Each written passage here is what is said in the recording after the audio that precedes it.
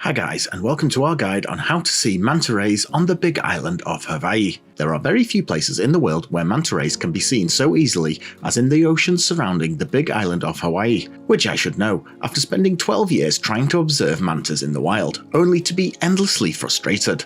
So we came to the big island to try out one of the most reliable manta viewing areas anywhere in the world. While we head out to the manta site, let's talk a little bit about why Kona is one of the best places in the world to see mantas. This all started in 1975 when the outrigger Kona, then known as the Kona Surf Hotel, installed bright lights on its new oceanside patio to give guests a place to sit by the ocean at night. However, after a while, dark shapes began swirling under the water at night, and many guests feared the lights were attracting sharks. However, in truth, the lights were attracting plankton, with the bright lights stunning it and freezing it in place, making for high concentrations of the tiny creatures in the bay. Plankton is the favourite food of the reef manta ray, and these gentle giants were swooping in to mop up the new all-you-can-eat buffet the hotel was providing. While the guests marvelled at the rays from the shore, dive companies quickly worked out they could bring their clients to the site to observe the rays up close. This expanded as new locations were found, with the dive groups setting up their own powerful lights each evening to attract the rays in and provide them a nutritious dining experience every evening. And it is to one of these locations we are heading this evening. Yes, almost all of the operators guarantee mantas will be spotted, but this is nature, and a guarantee does not mean you will definitely see the mantas. It just means if you don't, the company will take you out again and again until you do. But bear in mind, there will be limited availability in the next few days.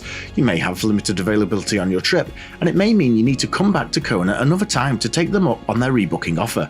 So if you do blank, the guarantee may be kind of worthless. The good news is the chances of needing it are low. The tours have a 95% success rate, which is pretty good odds. However, success is not always the same, and you may only get to see 1 or 2 mantas per trip.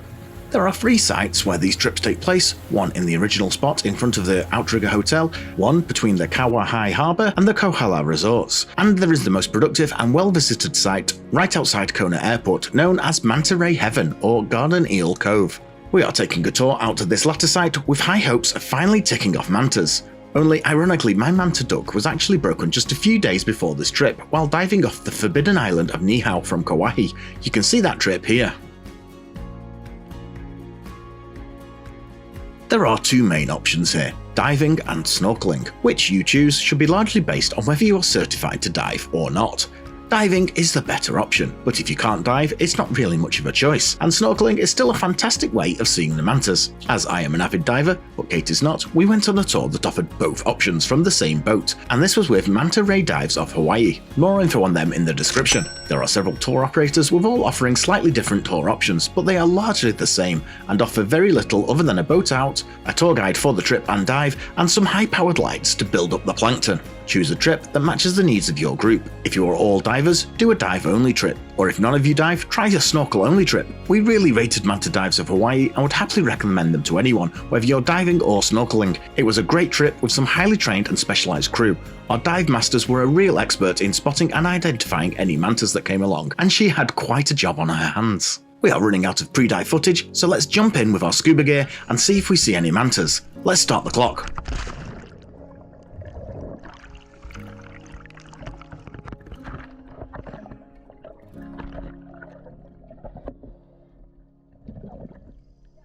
That really didn't take long, did it? These dives are a little contrived, to be honest, and you are not observing the animals in a totally natural way. While this is a night dive, there is a lot of light down here, and it's probably the brightest night dive I have ever done.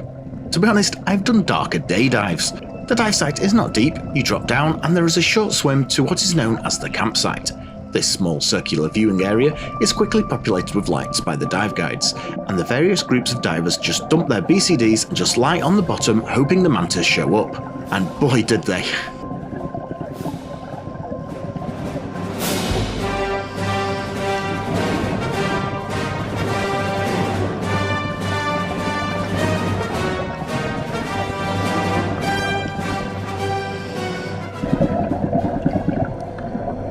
The mantas really seem to know whether there will be high concentrations of plankton or not, and when there is, they can show up in huge numbers. Before we even got settled, 2 or 3 mantas started picking off the plumes of plankton stuck in the light beams.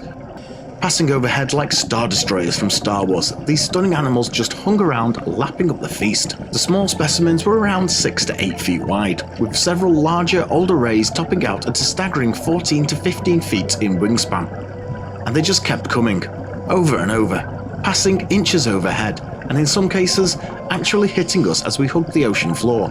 We now know why we were not allowed snorkels. A total of 14 different rays were identified by our guide, and she gave us the names and a website to look them up afterwards. It's amazing how easily the crew recognised the different rays. As the dive was shallow and we were basically just lying on the seabed, our air consumption was really low, and we just stayed down there watching the spectacle unfold above. The rays were passing right overhead, heading straight towards us, or meeting in the middle in a stunning choreographed dance. It was mesmerising, and I could have laid there all night. But alas, the dives are ended after around 40 to 45 minutes, and we headed back to the boat.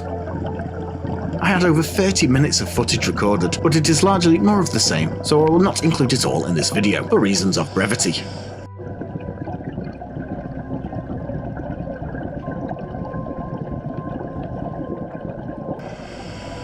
Absolutely not.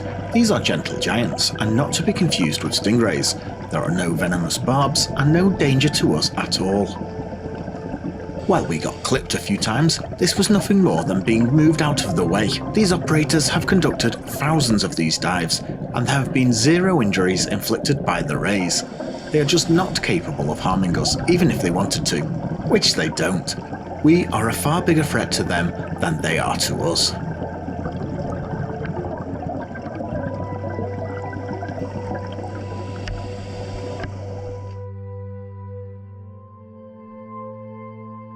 As Kate does not dive, she had the task of taking the snorkeling excursion instead. Kate is not really the strongest snorkeler and is quite out of her comfort zone in deeper water, so at night while trying to film she is basically right at the edge of what she is able to tolerate, and it is a good gauge for other less able visitors wondering if this excursion is for them. The snorkel portion of the trip is little more than a super short surface swim, about 10 feet out to a large surfboard floating in the water. This has the addition of handles attached so the snorkelers can hang on, and powerful underwater lights to attract the plankton and in turn the rays. This means there is very little in the way of watercraft for the observers. You are literally just floating in the water, taking in the spectacle. And on nights like tonight, it really is a spectacle. For the whole dive, the mantas alternated between feeding at the dive site and then the snorkel boards, so both groups got amazing views of these majestic creatures for a huge amount of time in the water. As you can see, the manta rays made amazing close passes, even touching the snorkelers at times. Kate managed to stay pretty calm throughout, but there was a lot of squealing and commotion as many of us were not so appreciative of the very close passes. It is undeniable that the dive trip was the best way to see the mantas. The calm and relaxed viewing from underwater got you super close to the mantas, and it really showcased their graceful and mesmerising movements. We were in the water before the snorkelers and out afterwards, so we got longer out there as well. But the snorkeling was still a truly magical experience. I got out after the dive apologising to Kate that she hadn't got to see the majesty of these creatures from underwater, only to be told that the snorkeling experience was just as good and she in no way missed out. The whole boat was a total buzz the whole way back, with everyone regaling the amazing experience we had all shared. Yes, we got lucky and not only saw the mantas, but got to see them in staggering numbers as well. However, even with only 1 or 2 sightings, this would be totally mind-blowing. Even more so in some ways, as there would be a little more anticipation.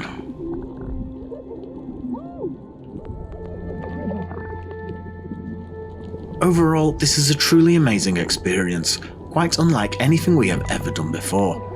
I have waited a lifetime to see mantas, and to get 14 all at once was mind-blowing.